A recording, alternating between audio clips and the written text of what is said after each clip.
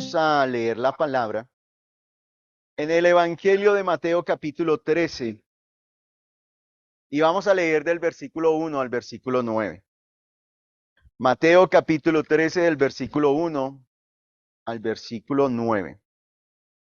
Yo sé que muchos de ustedes han escuchado esta parábola, han escuchado esta palabra, pero vamos a dejar que el Señor hoy nos hable, que el Señor hoy obre a través de su palabra trayendo vida a cada uno de nosotros.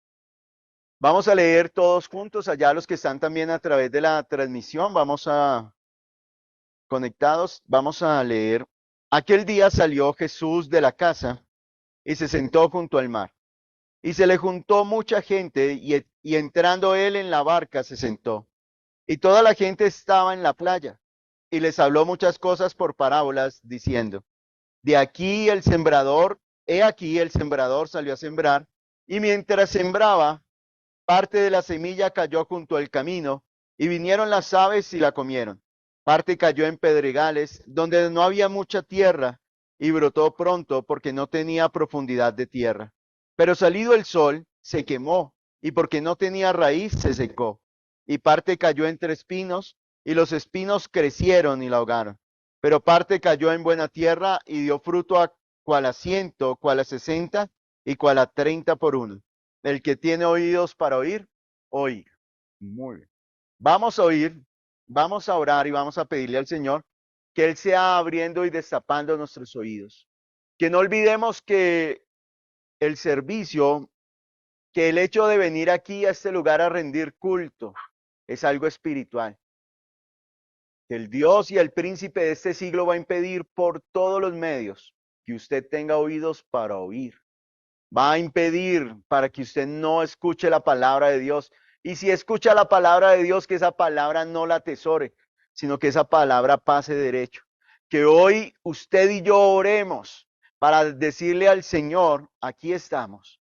Queremos oír tu voz porque tú eres el Rey. Tú eres nuestro Señor. Padre, en esta mañana estamos aquí delante de ti. Yo te doy gracias porque nos da la oportunidad de presentarnos delante del Rey vivo, del Rey bueno, del Rey majestuoso, del Rey eterno, grande y glorioso, del Rey que gobierna los cielos, la tierra y debajo de ella, Señor. Gracias por habernos trasladado del reino de las tinieblas al reino de tu amado Hijo, Señor. Padre, hoy estamos aquí reunidos como un solo cuerpo, con nuestras vidas, con nuestro ser, declarando que tú eres Dios, declarando que tú eres Señor, dando testimonio de que ya no vivimos nosotros, Señor, sino que tú vives en nosotros. Es Cristo el que ahora se ve, el que ahora se escucha, el que ahora se mueve a través de nuestras vidas. Lo cantamos hace un momento, Señor.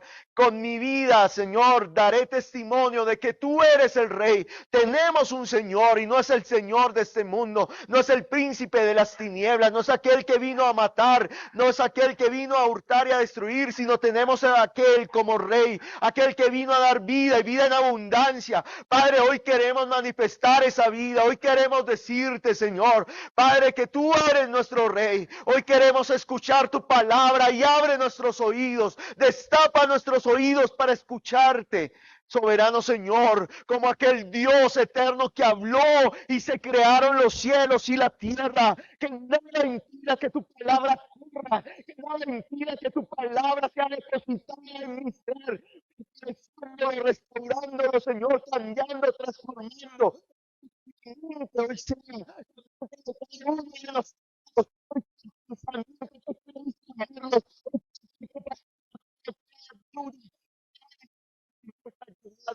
obediencia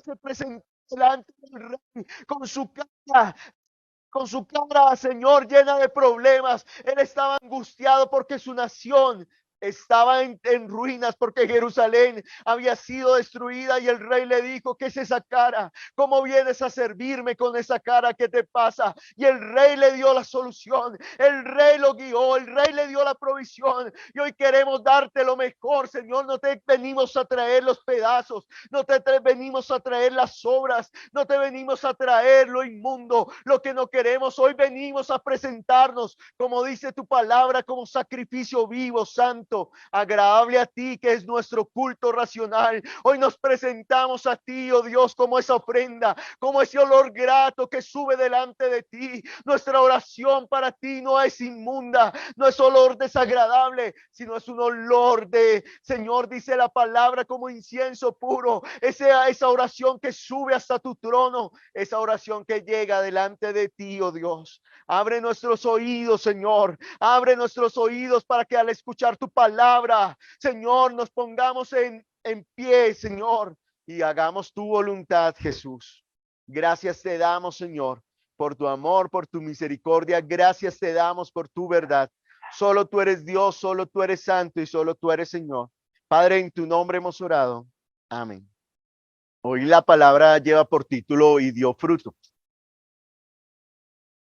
Cuando todas las religiones tienen algo en común, tienen un Dios, y la mayoría de veces podemos ver que ese Dios de la religión, de todas las religiones, está enojado.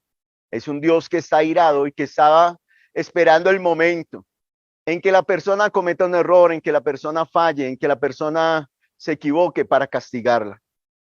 Y algunos de nosotros pensamos que Dios es así, que Dios está airado todo el tiempo, que está enojado y que Dios está esperando que nosotros nos descuidemos y nos va a castigar, nos va a enviar un rayo, nos va a pasar cosas malas. Y así a veces pensamos que a los que les pasan cosas malas es porque están mal con Dios. Pero el Evangelio, la Biblia, Jesús nos enseñó que Dios es amor y que Dios en su amor y en su misericordia, Él busca el bien del hombre. ¿Y cuál es el bien del hombre? Él. La religión nos va a enseñar que para calmar la ira de ese Dios tenemos que traer ofrenda, tenemos que traer un regalo, tenemos que traerle algo para calmar su ira y tener una relación con Él. La Biblia dice que cuando nosotros estábamos muertos en nuestros delitos y pecados, Él pasó y nos dio vida. Él nos dio vida, Él nos dio vida cuando nos vio tirados en el suelo, arrastrados, oliendo inmundo. Por el causa del pecado, ¿sabe qué hizo Dios? ¿Sabe qué hizo Jesús? Nos abrazó. Cuando el leproso que tenía que cubrirse la mitad de la cara, tenía que caminar con su túnica y con sus ropas rasgadas y gritar, soy inmundo, soy inmundo. Y la gente tenía que apartarse. Cuando vio a Jesús, ¿sabe qué hizo Jesús? Extendió su mano y lo tocó y lo restauró, lo sanó, le dio una nueva oportunidad. Ese es el Dios del Evangelio. Ese es el Dios de la Biblia. Es un Dios justo. Esto no quiere decir que Dios sea alcahueta, ¿no? Esto no quiere decir que Dios no nos corrija y no nos discipline. Claro que sí lo hace, pero porque nos ama, nos ama. Y sabe que yo me he dado cuenta que muchas personas no creen en Dios porque tuvieron un problema y les mostraron un Dios enojado, airado, un Dios que, que el hombre tiene que ser intachable para acercarse a Él. Pero como nosotros, el pecado nos impedía acercarnos a Dios, ¿sabe qué hizo el Señor? Se acercó a nosotros. Y dice la Biblia que Él es el santo, el justo, el que nos limpia y el que nos justifica. Él es el santo y el que nos santifica. Él es el Señor, Él es el Dios. Por eso, ahora, a través de Jesús, es que podemos acercarnos al Dios vivo y al Dios verdadero. Y dice Mateo capítulo 13, versículo 1, dice, aquel día salió Jesús, salió de la casa.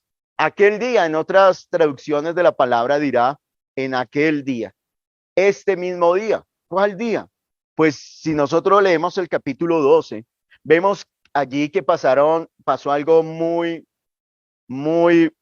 una demostración de Dios, del poder de Dios, de la autoridad del Señor. Pasó algo muy espectacular, algo que no habían visto estos hombres. Resulta que Jesús está allí en aquel día y le traen un hombre que estaba ciego y sordo. Ciego y mudo, perdón. Era un hombre ciego y mudo. Y lo que estaba causando la condición en este hombre era un espíritu inmundo, un demonio que no dejaba que este hombre viera y que este hombre hablara. Y eso es lo que vienen a hacer los espíritus inmundos. Que cuando usted y yo nos acercamos al Señor, no veamos. Que tengamos nuestros ojos cerrados. Que nos durmamos mientras que se escucha la predicación. que usted sienta, que usted comience en su mente a tener pensamientos diferentes a la palabra. Eso, ¿quién hace la obra ahí? El espíritu inmundo. Después quiere que usted no hable, que usted no cuente, que usted no testifique, que usted no haga y cumpla con el mandato del Señor, que es hacer discípulos.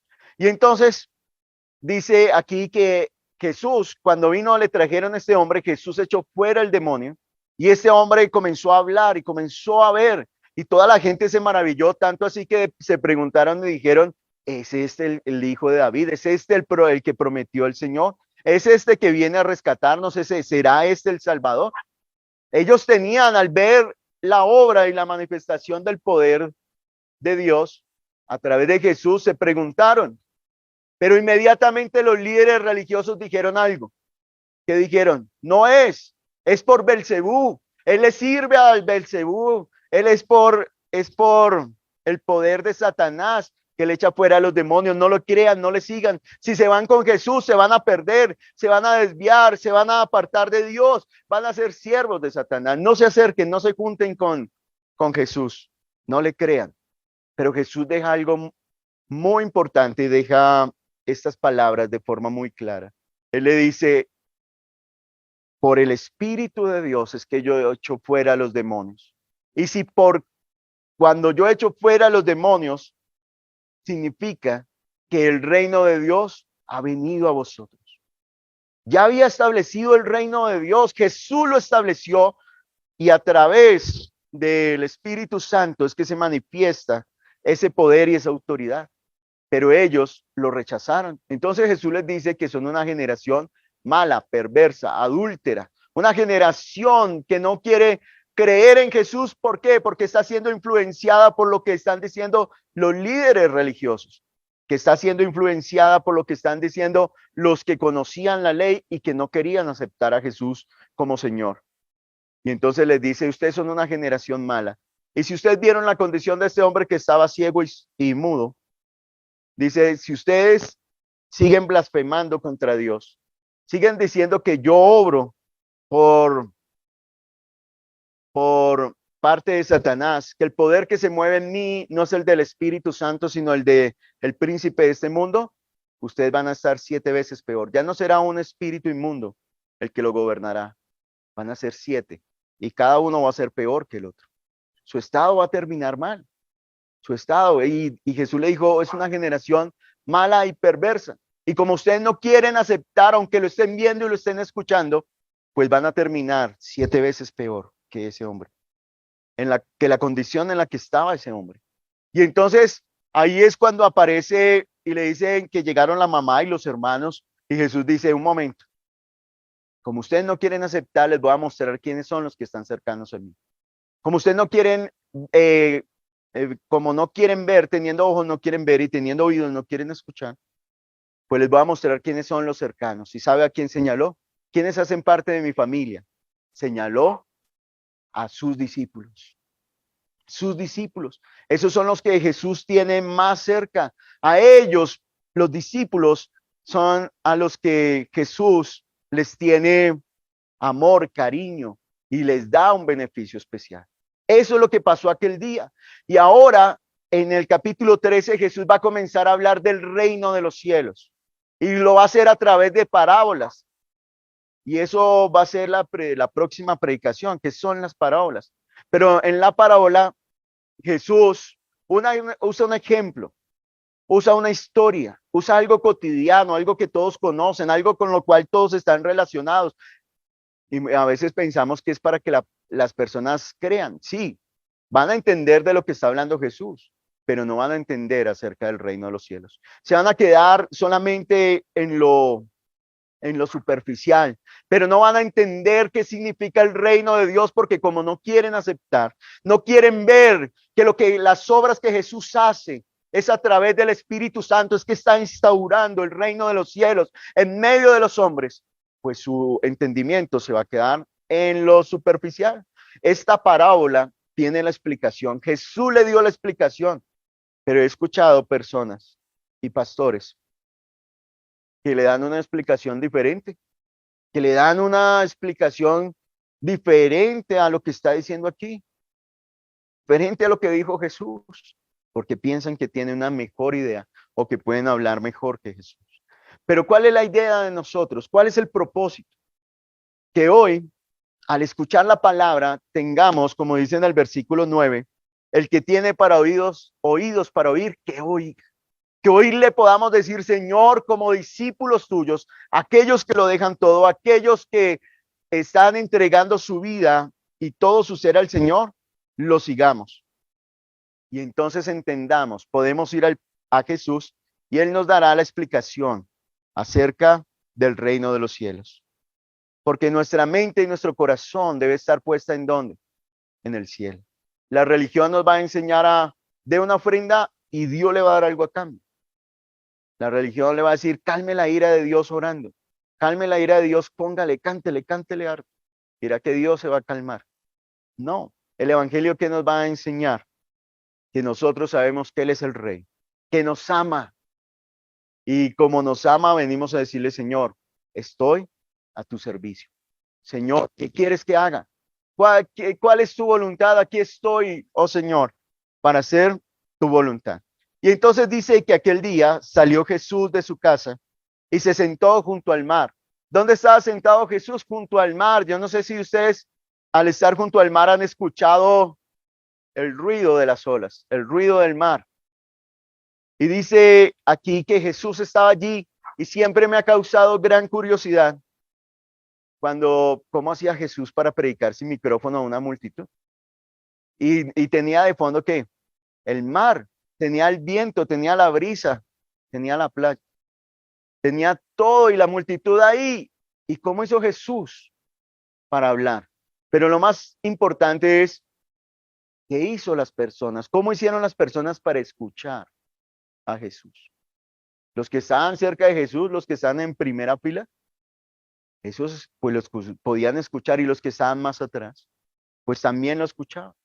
¿Cómo hacía Jesús? Dice que Jesús se retiró y se subió a la barca para enseñarles.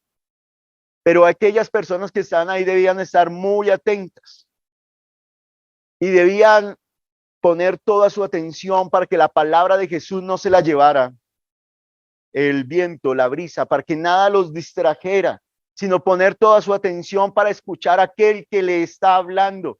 Y eso es algo que usted y yo debemos poner mucha atención. ¿Quién es el que nos está hablando? ¿Quién es el que nos está dando la palabra? Jesús. Y usted y yo, miren, el diablo va a intentar que usted se distraiga por cualquier motivo, por cualquier circunstancia, por cualquier razón, para que la palabra de Dios se vaya y usted no reciba la palabra. Así que cada vez que abra la Biblia, concéntrese. Y si se está distrayendo, ¿qué debe hacer? No. ¿Por qué? ¿Qué pasa si usted se distrae mientras conduce un vehículo?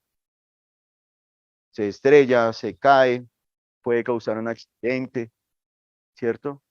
Entonces, tiene todos los sentidos conectados. En la palabra de Dios es mucho más importante porque el propósito es eterno, el propósito está incluido el reino de los cielos. Y es lo que el Señor quiere, que nosotros estemos con Él.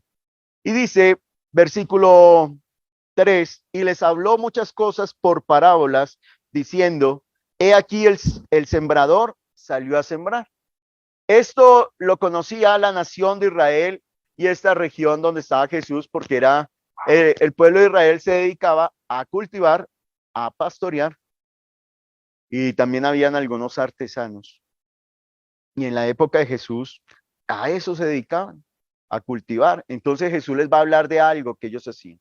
Y dice, el sembrador salió a sembrar, es decir, que aquella persona que va a realizar esta labor no es cualquiera, no es un inexperto como lo soy yo. Cuando yo era pequeño y me comía una fruta, yo llegaba y me la comía y la enterraba y yo decía, uy, que salga un árbol de esta fruta. ¿Y sabe cuántos árboles de frutales tengo? Ninguno. ¿Por qué? Porque yo soy un inexperto en la siembra. Pero aquella persona que está narrando Jesús es un sembrador, aquel que tiene toda la experiencia, aquel que sabe lo que está haciendo, aquel que ha escogido la mejor semilla para sembrar. Aquel que escogió la semilla del fruto más grande. ¿Para qué? ¿Para comérsela? No, dijo, esta es para sembrar, para ponerla en la tierra para que dé fruto. Y en la época de Jesús la forma de sembrar es diferente a como sembramos hoy en día. Hoy en día existen máquinas que hacen el trabajo, van girando y van abriendo el huequito y van depositando la semilla y así. Pero, o también, me acuerdo allá en Puerto López, los hermanos que vivían en las fincas, ellos nos decían, no, uno, la semilla, depende de la semilla, habrían 1 centímetro o menos, y le colocaban la semilla y al lado le colocaban frijoles, maíz, bueno, otras semillas para que le diera más fuerza y germinara. Ellos nos contaban esto, pero aquí la forma de este hombre de sembrar es que él sale al terreno y esparce la semilla. Porque cuando leemos versículo 4, y mientras sembraba, parte de la semilla cayó junto al camino. Cuando yo leía eso, yo no sabía nada de sembrar. Yo decía, pero este hombre como, oh, yo no. O sea, ¿quién se atreve a sembrar en el camino? Ahí no va a dar nada. Porque yo estaba pensando hoy en día uno escoge a las personas que les gusta sembrar plantas y cuidarlas. ¿Qué escogen? Van y compran ¿qué? Tierra negra, ¿cierto? Tierra que esté, que se vea bonita, que tenga nutrientes. Y allí plantan, allí siembran su plantica para que, y la cuidan y la riegan y la sacan al sol y la mueven de un lado a otro. Le hablan, le ponen música para que crezca. Pero no, aquí como el terreno era tan extenso, lo que hacía el sembrador es coger en un recipiente, en un saco, metía la mano y comenzaba a tirar, comenzaba a arrojar la semilla. Por esta razón, una parte de esa semilla cayó ¿en dónde? En el camino. Y aquí este hombre que era experto ya tenía la mejor semilla, tenía lo mejor, porque esa semilla, cuando este hombre tenía la semilla, ¿qué está esperando? Que le dé fruto.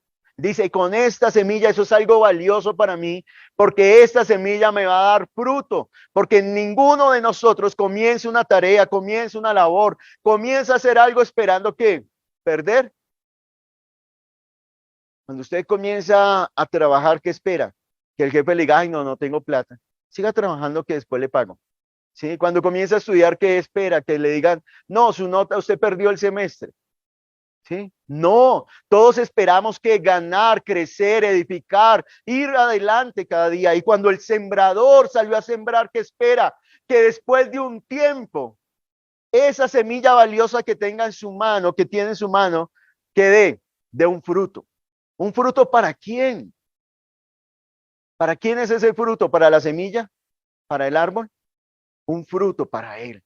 Para el sembrador. El sembrador está esperando recoger esa semilla, recoger ese fruto y alegrarse. En la Biblia encontramos versículos y dice que cuando recogen, inclusive hay una fiesta que es la fiesta de la cosecha, que cuando recogen esa semilla, que hay alegría, gozo, porque tienen alimento, tienen sustento, porque reconocen que Dios con la lluvia ha bendecido la tierra y la tierra ha dado su fruto. Entonces, aquel hombre tiene algo, esa semilla en su mano, pero él también sabe que esa semilla en su mano no va a producir fruto. Esa semilla guardada en su casa no va a producir nada. Esa semilla ahí almacenada, ¿qué va a pasar con esa semilla? Se va a pasar, se va a vencer y no va a dar fruto. Entonces el sembrador sabe el tiempo, la época precisa para ir a qué, a sembrar. Y dice que este hombre se levantó diligentemente y comenzó a sembrar la semilla. También este hombre, este sembrador sabe que no toda la semilla le va a dar fruto. ¿Por qué? No depende de la semilla, depende del terreno donde caiga la semilla. Y en esta parábola vemos 4 terrenos, pero de esos 4 terrenos, solo un terreno está dando fruto. Solo un terreno está produciéndole alegría, gozo, le está produciendo esperanza, está retribuyéndole al sembrador. Solo un terreno. Esto nos lleva a reflexionar, ¿cierto? Es que no quiero explicar porque eso va a ser la predicación después. Y la va a dar Jesús. Pero aquí lo que Mateo, ¿por qué no colocó todo en una misma? Yo cuando esta porción la he estudiado varias veces y yo decía, pero ¿por qué Mateo no colocó todo en una misma? Nos evita dos. Me hubiera evitado hacer un esfuerzo. y lo hubiéramos explicado de una vez. No, pero Mateo tiene una intención. Es que usted y yo pensemos en este momento en el sembrador. Y luego entenderemos cuál es la semilla y entenderemos cuál es el terreno donde está cayendo esa semilla. Pero hoy esta porción está basada, Mateo quiere que pensemos en el sembrador y en la labor que está haciendo. Y entonces dice que esa semilla guardada, si se queda en su mano, no va a producir nada. Acompáñame un momento al Evangelio de Juan, capítulo 12. Mire lo que dice el Señor Jesús. Evangelio de Juan, capítulo 12. Versículo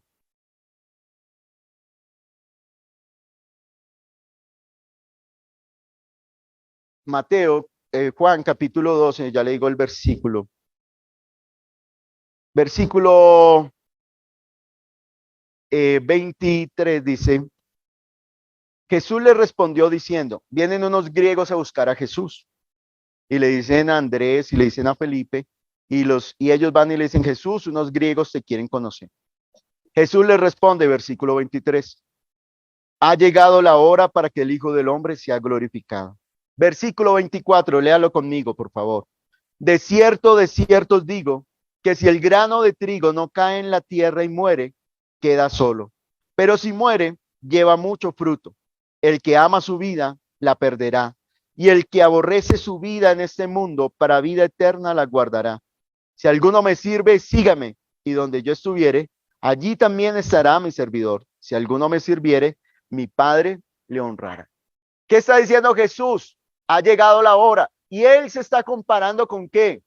Con ese grano de trigo que cae en dónde? En la tierra. Pero si volvemos a Mateo capítulo 13, allí nos está diciendo que no es suficiente con que el grano de trigo o la semilla caiga en la tierra, sino que debe pasar, morir.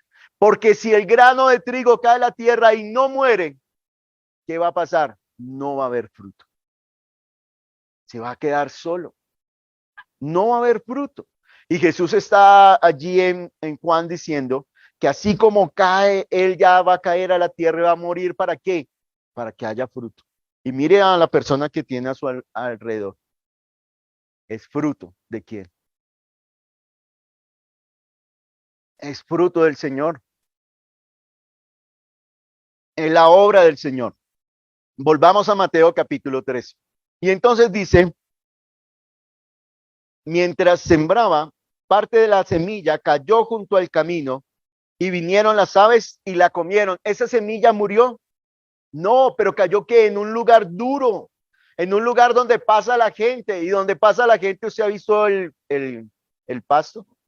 ¿Qué pasa por donde pasa la gente? ¿Qué comienza a pasar con ese pasto? Comienza a ponerse pálido, deja de ser verde y comienza a verse que la tierra y comienza a verse duro.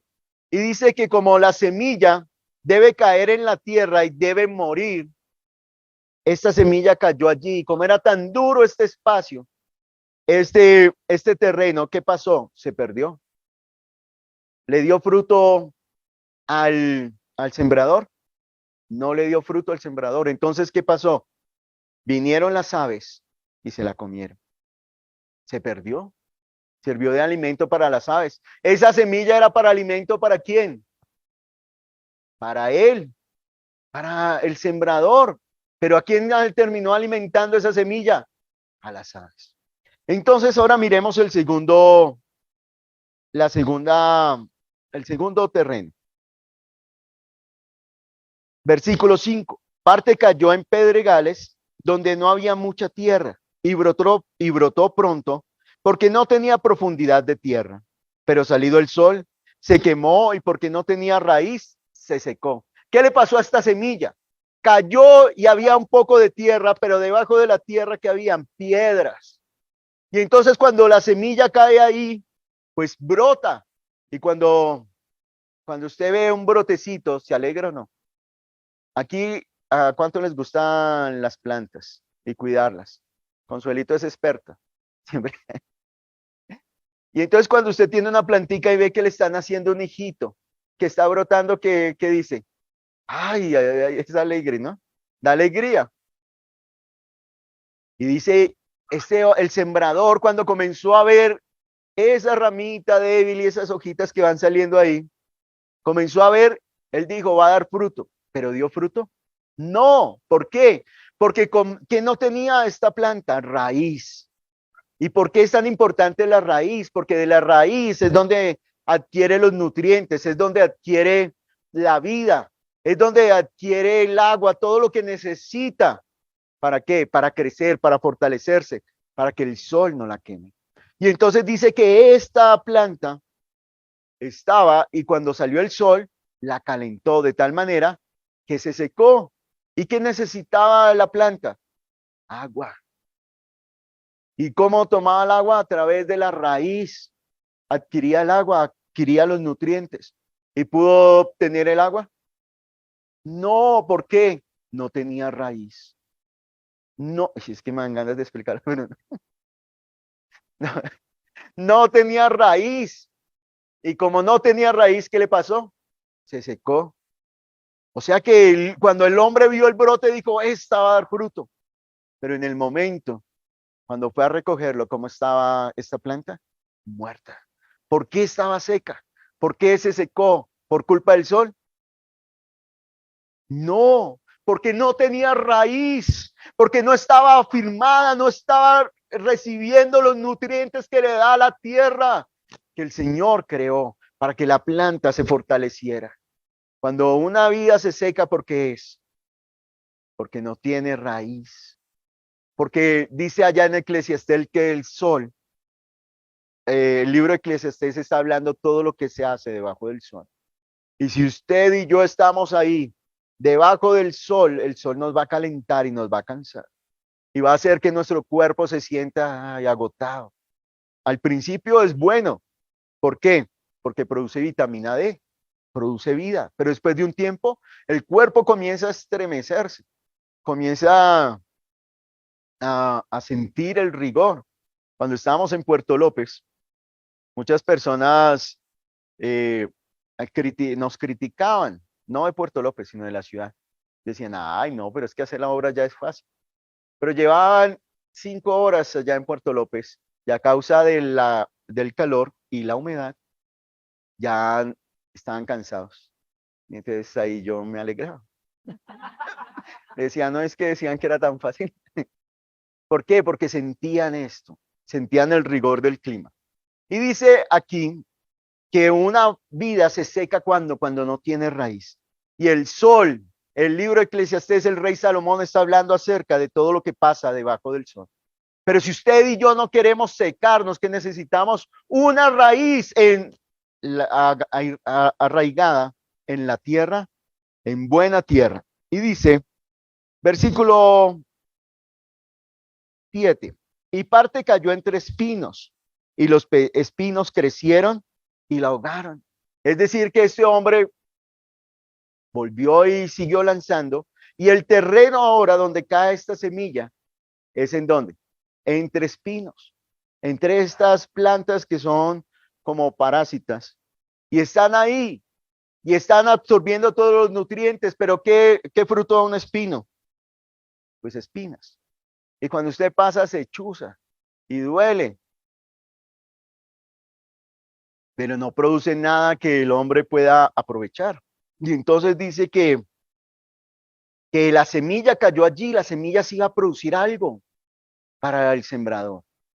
Pero cuando cayó entre los espinos comenzaron a competir con ella. ¿Por qué? Por los nutrientes de la tierra.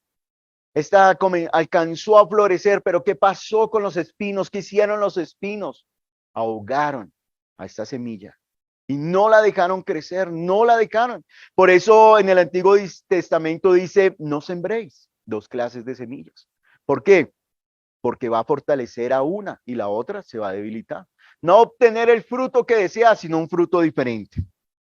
Y aquella semilla que debía darle fruto al sembrador, ¿qué pasó con aquella semilla? Pues no murió y al no morir quedó sola, se secó.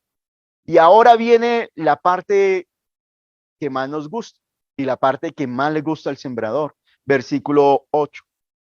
Pero parte cayó en buena tierra y dio fruto, cual a 100, a 60 y cual a 30 por uno. ¿Qué se necesita para que la semilla dé fruto? Caer en tierra, morir. Pero esa tierra es ¿qué? Buena tierra. Y allí en esa buena tierra, ¿qué hizo la semilla? Dio fruto.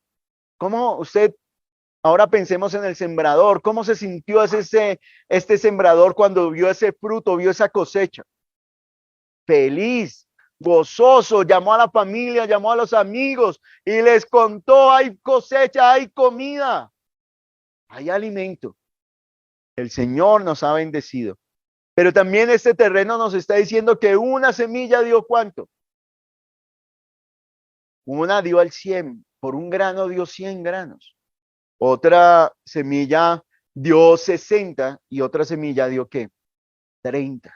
Es decir, que no todos van a dar la misma medida. No todas las semillas van a dar la misma medida.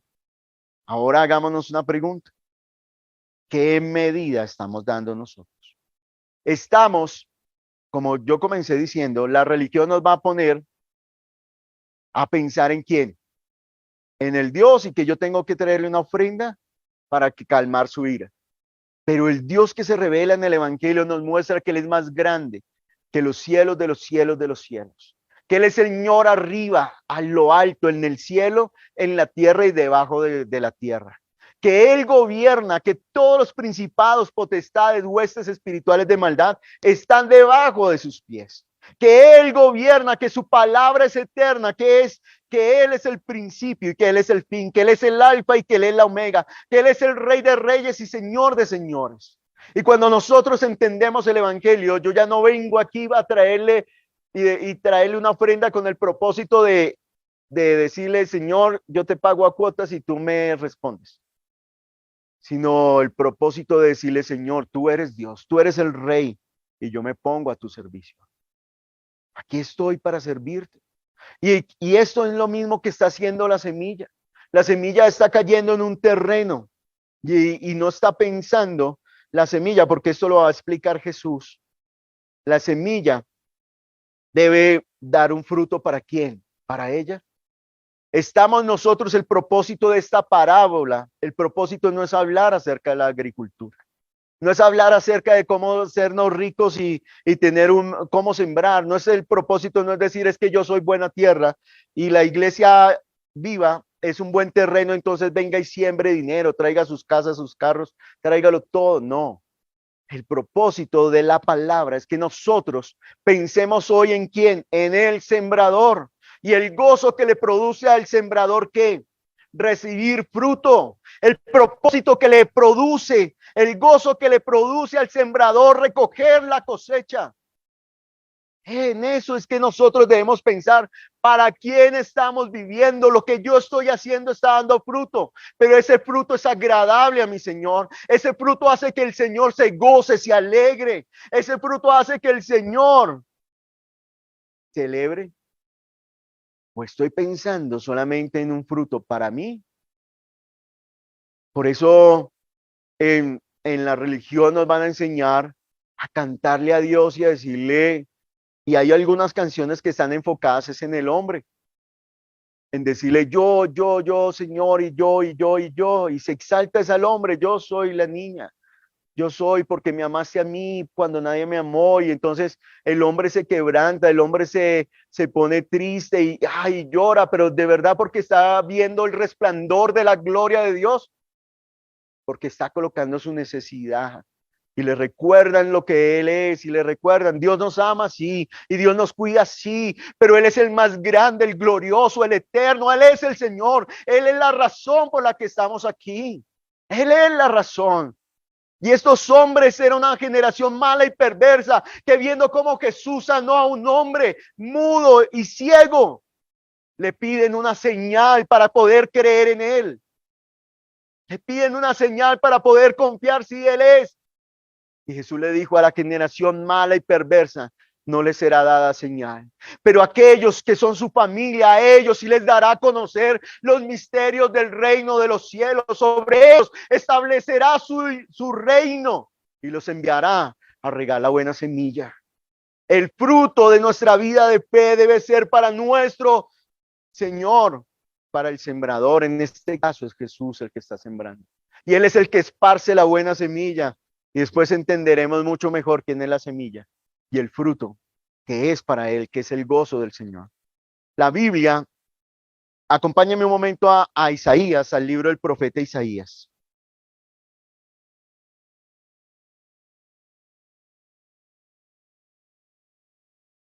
Por eso leíamos el Salmo número 1.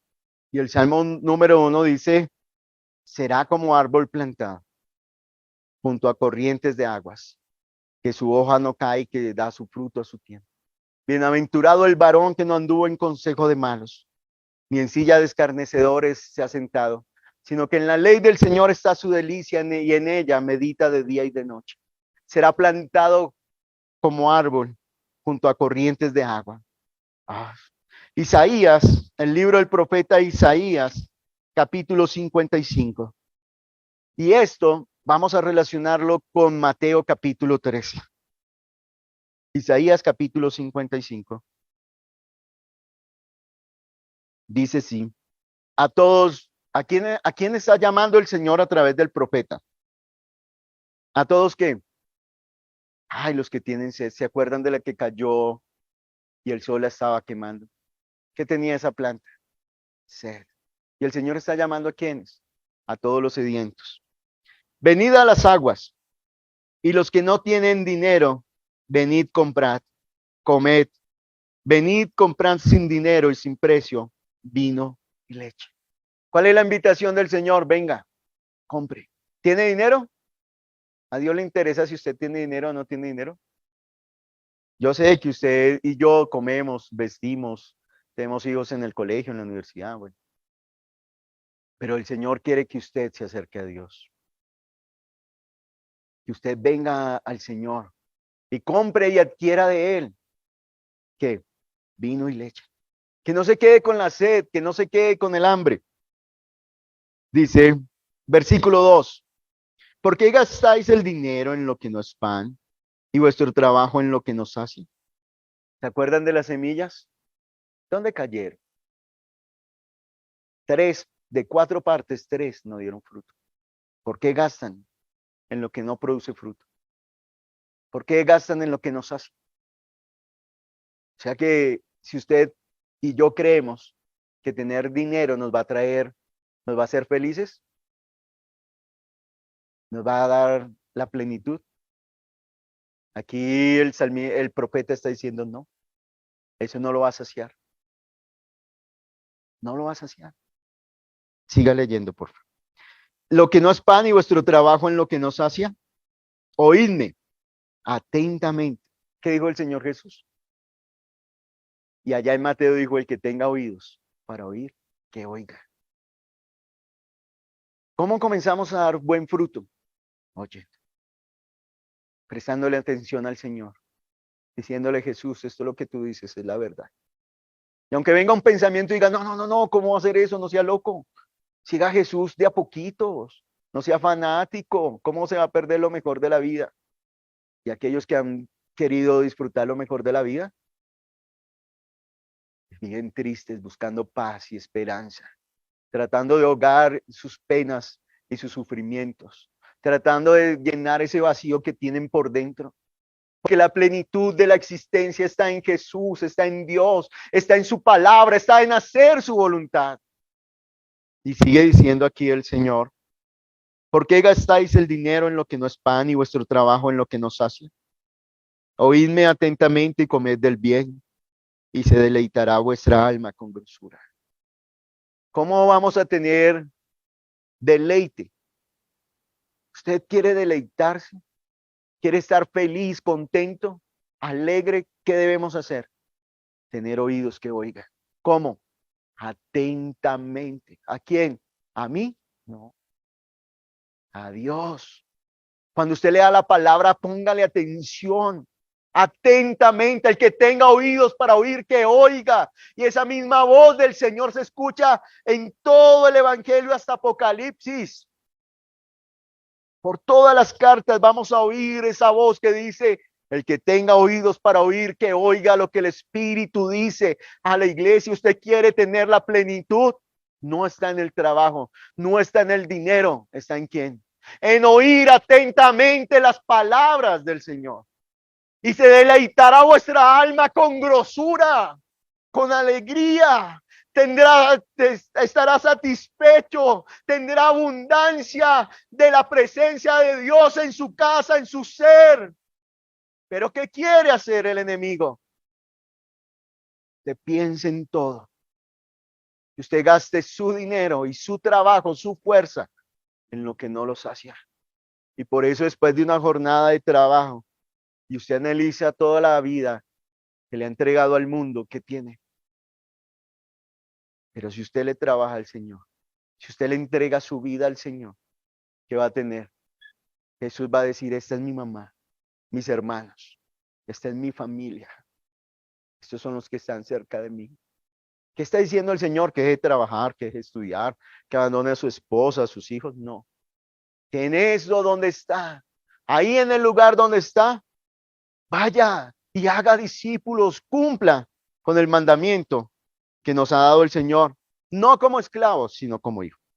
Y sigue diciendo, y se deleitará vuestra alma con grosura. Versículo 3. Inclinad vuestro oído. ¿Ustedes han visto personas que inclinan el oído? Cuando uno va en un bus hablando y se enteran de todo lo que... Después llegan a la casa y mire lo que pasó en Transmilenio. Iba una señora. Pero aquí dice, ¿por qué inclinan el oído? Porque quieren que escuchar mejor. Porque no están escuchando bien, inclinan el oído, se acercan. ¿Para qué? Para entender lo que se está diciendo. Inclinad vuestro oído y venid a mí. Oíd y vivirán vuestra alma. Y haré con vosotros pacto eterno. Las misericordias firmes a David. ¿Qué va a hacer el Señor cuando inclinemos nuestros oídos a sus palabras? ¿Qué va a pasar con nosotros? Vivirá nuestra alma. Ay, es tan hermoso leer la palabra del Señor. Y dice, y haré con vosotros pacto eterno, las misericordias firmes a David. Y comienza a hablar del rey David y les aconseja que deben buscar a Dios mientras que puede ser hallado. Versículo 8. Porque mis pensamientos no son vuestros pensamientos, ni vuestros caminos mis caminos, dijo Jehová.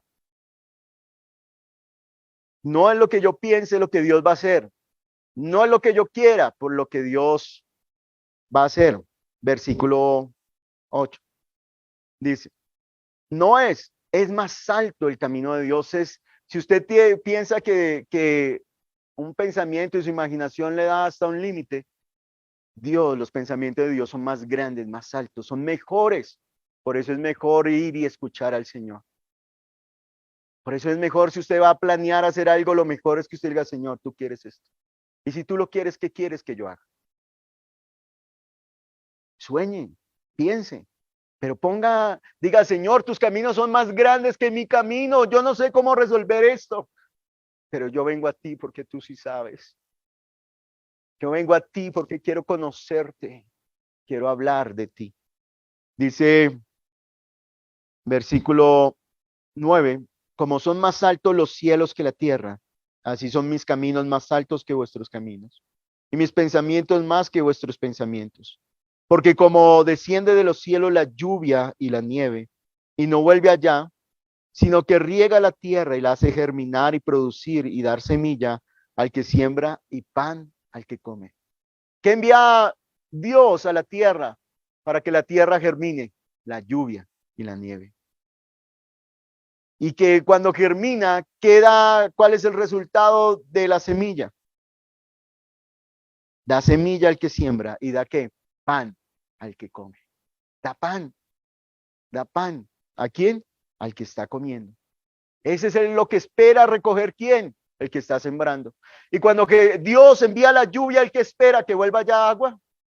No, que riegue la tierra, que cumpla el propósito. Y que esa tierra con agua remojada ¿qué va a hacer? Va a nutrir la planta y desde esa planta va a producir fruto. No, Dios no quiere recoger agua, Dios quiere recoger ¿qué? Fruto. Sigue diciendo. Versículo 11. Así será mi palabra que sale de mi boca. No volverá a mi vacía. ¿Qué es lo que envía Dios? La lluvia y la nieve. ¿Con qué es que va a remojar? ¿Con qué es que va a hacer que esa tierra tenga los nutrientes? Donde la raíz pueda tomar vida, donde la raíz pueda tomar todo lo que necesita para dar fruto. ¿Dónde? ¿Qué es lo que envía Dios? Iglesia. Así será mi palabra que sale de mi boca. Es la palabra del Señor la que va a regar la tierra. Es la palabra del Señor la que va a refrescar. Y va a hacer que no vuelva vacía. No volverá a mi vacía, sino que hará que lo que yo quiero. ¿Y quién es esa palabra? Ya lo vamos a ver. Y será prosperada en aquello para que le envíe. Esa palabra va a ser lo que ella quiere. No, esa palabra va a ser que lo que Dios la envió a hacer. Y así va a ser prosperada. ¿Cuál es el terreno que dio fruto? El terreno que le dio y trajo alegría al sembrador. Hoy pensemos en esto. Nuestra vida diariamente le decimos, Señor, aquí estoy, hazme feliz. O Señor, aquí estoy. ¿Cómo alegro? ¿Cómo vivo para ti? ¿Qué es lo que tú quieres recibir de mí? ¿Qué es lo que te agrada? ¿Qué es lo que quieres? ¿O solamente estamos pensando en este mundo? Como dijo el apóstol Santiago, para gastar en nuestros deleites. Dice versículo, en aquello, será prosperada en aquello para que la envíe. Versículo 12, porque con alegría saldréis y con paz seréis vueltos. Los montes y los collados levantarán canción delante de vosotros, y todos los árboles del campo darán palmadas de aplauso. En lugar de la zarza crecerá ciprés, y en lugar de la ortiga crecerá rayán, y será Jehová por nombre, por señal eterna, que nunca cerrará. Oh, es muy hermoso. Y ahora miremos quién es esa palabra que envió. Es que a veces pensamos que la palabra de Dios es esto que está aquí escrito. Esa no es la palabra de Dios. Miremos un momento Juan capítulo 2. Juan capítulo 1, Evangelio de Juan capítulo 1.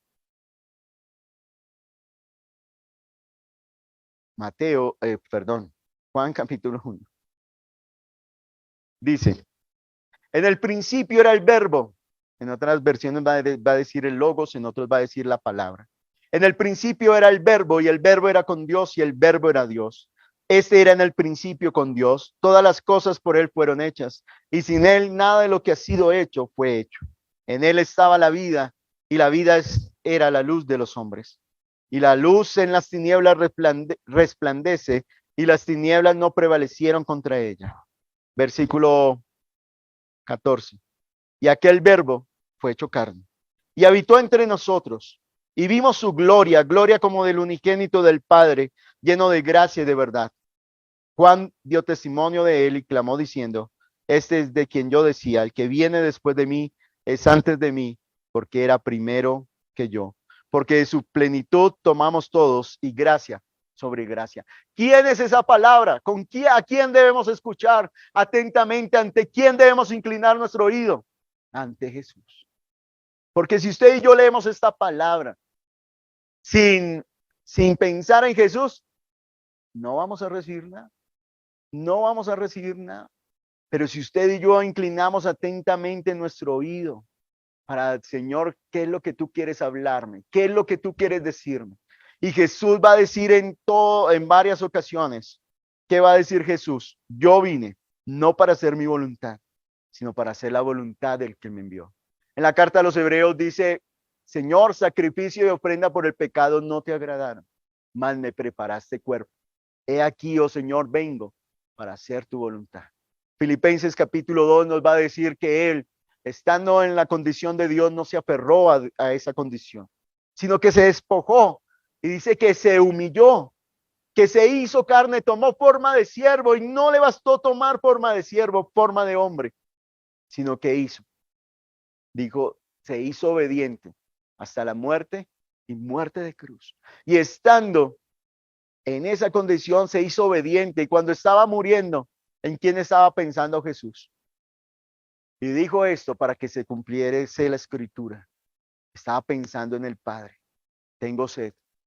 Consumado es. Señor, la obra que me diste que hiciese, la he hecho. Y dice que entregó su espíritu y murió. Y esa ofrenda la recibió el Señor. Y luego le da honra, resucitándolo entre los muertos y colocándolo en el lugar más alto.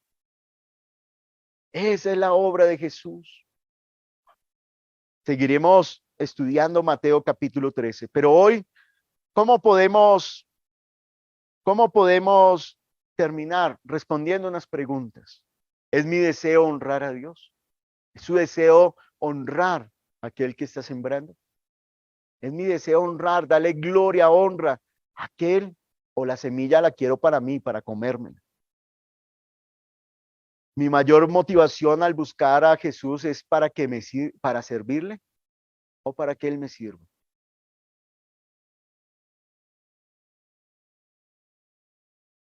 Mi mayor motivación, mi mayor deseo es decirle, Señor, aquí estoy. Tú eres el rey, tú eres el sembrador. ¿Qué quieres que te dé esta semilla? Quiero tener fruto para ti. En la carta a los Corintios nos dice que la obra de cada uno será probada. No es para salvación, pero sí es para honrar al Señor. Usted puede honrar al Señor con oro, piedras preciosas, edificarle una casa al Señor, una casa llena de su voluntad. Iglesia, yo le invito allá a ustedes que están en su casa, pónganse de pie, vamos a orar.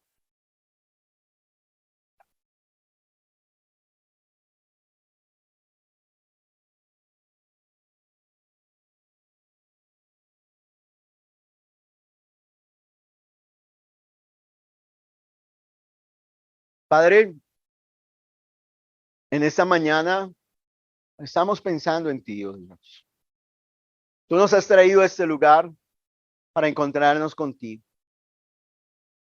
Hoy no venimos a pedirte plata, oro. Hoy no venimos a pedirte casas, trabajos, sanidad de las enfermedades. Tú sabes que lo necesitamos. Y tú eres nuestro Padre y lo conoces. Pero no queremos seguir gastando nuestra vida en lo que nos satisface. No queremos seguir gastando nuestra vida en lo que nos hace. No queremos gastar el dinero, gastar nuestra vida para conseguir dinero y seguir en lo mismo. Padre, tú nos has hablado acerca del sembrador y el deseo y el gozo que siente aquel que siembra cuando recibe la cosecha. 3 terrenos no te dieron fruto, Señor. 3 terrenos, Señor, durante mucho tiempo. Tú tuviste Israel para que ella diera un fruto agradable a ti y no lo recibió. Esta generación, viendo las señales de Jesús, no quisieron creer que tú eras el rey, que tú eres el enviado por Dios. Sus ojos se cerraron y sus bocas también. Sus ojos dejaron de ver las señales que manifestó el reino de los cielos. Y su boca se cerró para no proclamarlo y para no anunciarlo. Pero aquellos, Señor, a los cuales tú llamaste, a aquellos que tenían los oídos atentos, los invitaste, Señor, y los reconociste como tu familia, los reconociste como el lugar, las personas que están más cerca de ti. Y hoy estamos aquí como tu iglesia. Hoy estamos aquí como aquellos que tú has levantado, has redimido, has sustentado, a los cuales les has mostrado tu amor, tu misericordia, a los cuales has mostrado tu poder transformando, sanando, cambiando. Pero no queremos venir a ti, oh Dios, pidiendo para nosotros, para gastar en nuestros deleites. Hoy queremos ser ese terreno bueno, ese terreno que produce un fruto agradable para el Señor. Es mi vida, Señor, es mi deseo el venir cada domingo y decir: yo voy a la casa del Señor, voy a servirle, voy a rendirme ante Él, voy a entregar toda mi vida. Tú eres la luz y la luz resplandece en medio de las tinieblas. Venid a mí y estar atentos a mis palabras y entonces vivirá vuestra alma con grosura. Padre, queremos, danos oídos, Señor, para oír tu palabra. Danos oídos para escucharte. Danos, Señor. Este mundo nos va a tratar de aturdir con tantos sonidos, con tantos problemas y tantas dificultades. pero hoy hemos venido a escucharte a ti, porque queremos dar un fruto agradable. Que cuando tú vengas tengamos las manos llenas del fruto, Señor. Padre, un día nos presentaremos delante de ti y entonces se nos darán unas coronas. Pero esas coronas no son para nosotros, Dios. Esas coronas serán arrojadas delante del Rey de Reyes y Señor de Señores. Padre, que hoy estas almas y estas vidas, los que están allí también conectados, volvamos a ti, Señor. Tal vez hemos aprendido que ir a la iglesia es ir a que el Señor me bendiga, es ir a que el Señor me dé casa, que el Señor arregle mis problemas, que el Señor pero tú nos has enseñado hoy que el sembrador salió a sembrar, oh Rey. Padre celestial, y hoy el llamado que nos estás haciendo es a que pensemos en ti. Padre, que no busquemos más la añadidura, que no busquemos más lo que viene externo, que te busquemos a ti, que nos volvamos a ti. Vengan a Él, vengan a Él, vengan a Él y vuelvan aquellos que están sedientos, vengan y beban. Vengan y tengan vida, vengan y levántense, vengan y fortalezcanse. Vengan y reciban lo que el Señor tiene para darles. Padre eterno y Dios misericordioso, te damos gracias. Mi vida debe ser honrarte a ti. Mi vida debe ser darte la gloria. Mi vida debe ser, Señor, cada domingo decirte, Padre, yo no me presento a ti con las manos vacías. Yo me presento delante de ti con un fruto agradable. Padre, gracias, y tú me señalarás desde el cielo y dirás, este es mi hijo, este es mi hermano, este es mi hermana, este es mi familia. Ellos son los hijos de mi Padre y no me avergüenzo de dar testimonio delante de ellos. Padre celestial, que se vaya Dios. Padre celestial, que dejemos de ser infructuosos y comencemos a ser árboles plantados junto a corrientes de agua de vida, que da su fruto a su tiempo, que su hoja no cae. Bendito Señor, bendito Jesús, bendito Jesús, bendito Jesús, bendito Señor. Mi deseo eres tú. Mi momento, Señor, de pasión. La alegría de vivir, la alegría de vivir no está en tener una casa, un auto. Un día me moriré y eso se acabará.